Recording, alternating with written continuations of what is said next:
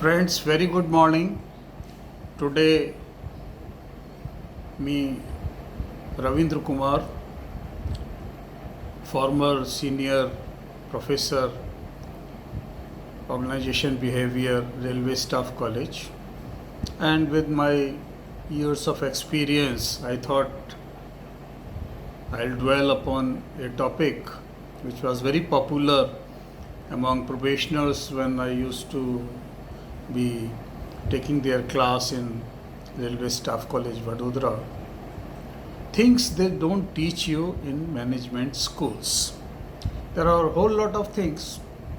So the topic of today's discussion is things they don't teach you in management schools. You may learn all those rules and procedures, etc. But then, even then, there are lot many things which you learn, and of course, during the course of your service, you learn them, but then you learn hard way. So better it is to be familiar with such nuances, you can say. To begin with, the emphasis is on appropriate use and kind of liberal use of terms like please and kindly.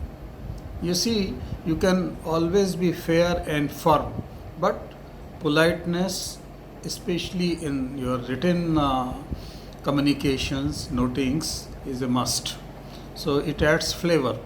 So it has to be sprinkled with a liberal dose of please and kindly. Please take care of this aspect. Second, of course, is DO. In the course of your service, whole lot of DO letters you write. DO is something called demi-official. I don't know what exactly is meant by it. In fact, what is it? It's an official as well as personal communication. So that's how it is called demi-official DO letter. Now the DO letter, when you are writing to your junior, you are pretty sure that the person you are writing to is your junior. Then you begin the salutation with my dear and end with best wishes. Now my dear, and then you can write his or her name. Generally names are written by own handwriting, and at times even my dear or the entire salutation part is written by hand. That gives kind of personal touch. And similarly with best wishes also is written by hand. And of course then it ends with yours sincerely. So a DO letter to junior, salutation my dear, ending with best wishes. Similarly, DO letter to your peer group, your batchmates say. It again is my dear and with the best wishes. Now comes DO letter to seniors. DO letters to seniors will always be dear Shri. Dear Shri and the surname dear Shri so and so. And then instead of with best wishes, here you would write with kind regards. With kind regards. And again, same thing, you can write it in your own hand, the salutation as well as the concluding part. Third situation can be where you are not aware whether the person whom you are writing a DO letter about his seniority part, whether he is senior to you or junior to you. In that case, go for the safer way, and the safer way is dear Shri. Dear Shri and with regards. Generally, when DO letters are written to ladies, if the gap in seniority is not too much, it is always safer to write them madam.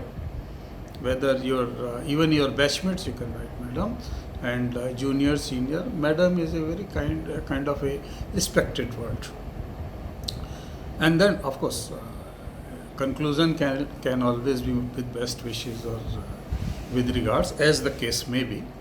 And now comes Suppose there is a person under whom you have worked, and today you are equal to that person, or maybe even you are senior to that person. In such cases, please keep it in mind that once a boss is always a boss.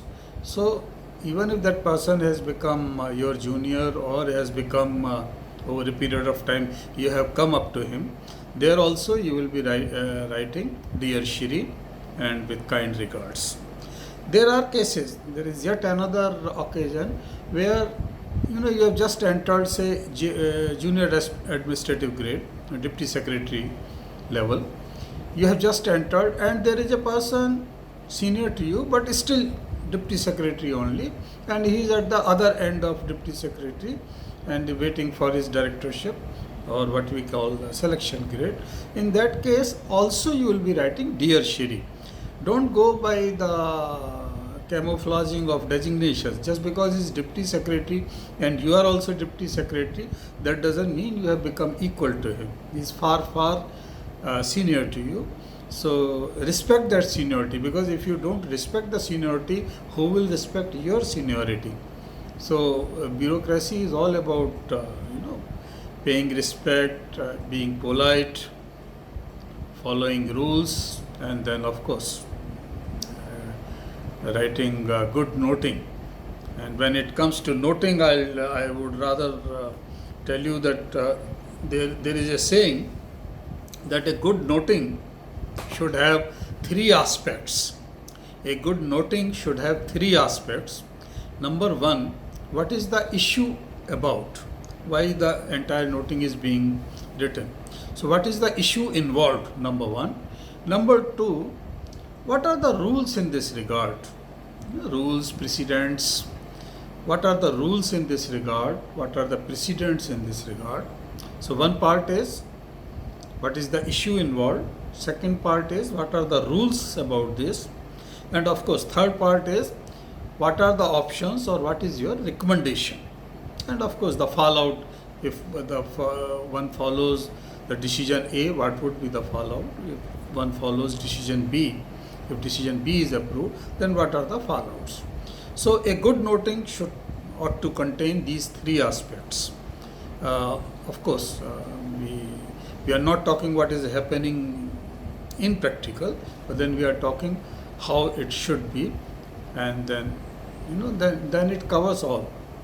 And I will be continuing this series with many more such tips, which as the heading goes, the things they don't teach you in management schools. Thank you.